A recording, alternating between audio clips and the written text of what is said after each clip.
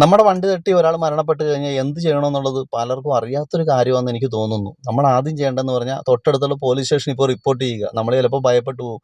ആ സ്പോട്ടിൽ തന്നെ നമുക്ക് ചിലപ്പോൾ നിർത്താൻ പറ്റിയില്ലെന്ന് വരും. നമ്മൾ ആപ്പാടെ ഭയത്തിലായിരിക്കും. അപ്പോഴത്തേക്കും നമ്മൾ ആദ്യം ചെയ്യേണ്ടതെന്ന് പറഞ്ഞാൽ പോലീസ് സ്റ്റേഷനിൽ ഇപ്പോൾ റിപ്പോർട്ട് ചെയ്യുക. അല്ലെങ്കിൽ നമ്മുടെ തൊട്ടടുത്തുള്ള ബന്ധുക്കാരെയോ കൂട്ടുകാരെയൊക്കെ വിളിച്ചിട്ട് അതിനെപ്പറ്റി സംസാരിച്ച്, അല്ലെങ്കിൽ അവരെ കൊണ്ടാണെങ്കിലും ഈ പോലീസ് സ്റ്റേഷനിൽ റിപ്പോർട്ട് ചെയ്യിപ്പിക്കുക. അപ്പോൾ ഒരു ആക്സിഡൻ്റാണ്, മനഃപൂർവ്വം അല്ലാത്ത നരഹത്യക്ക് കേസെടുത്ത് അത് സിമ്പിളായിട്ട് തന്നെ സംഭവം ഒതുക്കും. ഈ പയ്യൻ അങ്കമാലി ആ പെൺകുട്ടി വണ്ടി ഇടിച്ച് മരിച്ച സംഭവം ഈ പയ്യൻ ചെയ്ത് കണ്ടില്ലേ? 2-3 ദിവസം ഒളിവിലിരുന്ന് മീശ പഠിച്ച്, അവൻ ആ ഫ്രീക്ക് സ്റ്റൈലായിരുന്നു ആദ്യം, ആ മീശ പഠിച്ച് നിഷ്കുവായിട്ട് മാറി. എന്ത് ആവശ്യം? അതിൻ്റെ ഒന്നും ഒരു കാര്യമില്ല.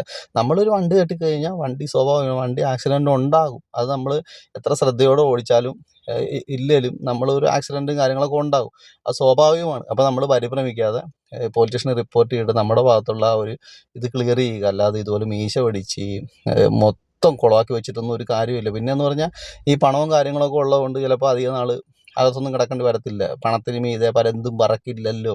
അതുകൊണ്ട് ഇനിയെങ്കിലും ശ്രദ്ധിച്ചും കണ്ടുമൊക്കെ ഇതുപോലത്തെ ചെറുപ്പക്കാരൊക്കെ വണ്ടി ഓടിക്കുക. പിന്നെ ഈ പയ്യനൊക്കെ കുറഞ്ഞത് ഒരു 5 വർഷമെങ്കിലും ലൈസൻസ് സസ്പെൻഷൻ ചെയ്യുക. എന്ന് വെച്ച് കഴിഞ്ഞാൽ അത് വേണം ചെയ്യാനായിട്ട്. ഇനിയെങ്കിലും ഒന്ന് ശ്രദ്ധ വേണമല്ലോ. ഏതായാലും നമ്മൾ വണ്ടി തട്ടിക്കഴിഞ്ഞാൽ ഫസ്റ്റ് എയ്ഡ് പോലെ തന്നെ നമ്മൾ പോലീസ് സ്റ്റേഷനിൽ പോയി റിപ്പോർട്ട് ചെയ്യുക. അല്ലാതെ മീശ പഠിക്കാൻ പോയി കഴിഞ്ഞാൽ മൊത്തം കുളമാവും മക്കളെ.